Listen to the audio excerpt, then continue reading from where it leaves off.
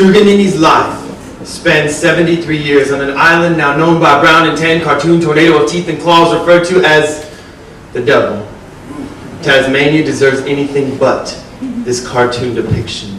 Land formed like a teardrop falling from the southern tip of Australia, beautiful with floral fragrances of pelargonium shrubs, bright like hopeful sunsets. Her island home nourished great beauty. Truganini represented its timeless resolve. 1803, her eyes open with sunrise as a British storm claims her homeland. By her first birthday, her people become big business, the sadistic sport of colonial castration and genocide. British officials offer £5 per adult, 2 per child, dead or alive. In one blink of the sun, 70 lights of life are extinguished, even painting stone red with blooded brains of children not old enough to feed themselves. A colonial holiday would celebrate this moment of cleansing for 50 future years in another location.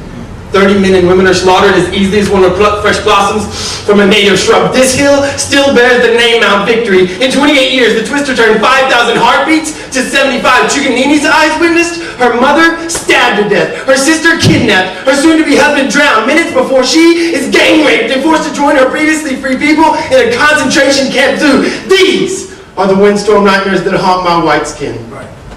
Images I've never witnessed, but no boil in my blood with the beating of my ribcage wardrobe where life is captured as dog food. Children are kept as pets, where a cyclone of ignorance and brutality slices off the penises and testicles of native men to watch a hobbling run in yards away in split-tongue laughter, where one man, red hair bright as spring bloom, chooses a sex slave, saws off the head of her husband, hangs it around her neck, a bow on his Christmas present. Like so many other beautiful bears of life, she is caged, traded among men, repeatedly raped, tortured to death in a manner so brutal the sun eclipsed that day to avoid witnessing the horror. The Tasmanian devil never was and never will be brown and tan.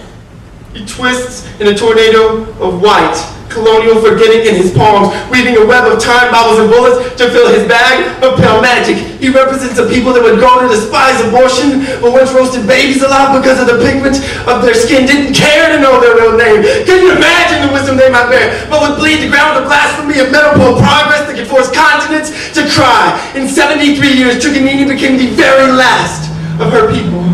She offered one dying request: don't let me be dissected by the hands molesting this beautiful land. Her first paws brought scalpels. Her bones hung for a century in colonial museums, dangling from wires, much like the pelargonium-covered telephone poles that scar a countryside she once called home. As if a colorful, flowery coating or a cartoon could mask the past of an island, falling like a teardrop from the southern tip of God's shadow.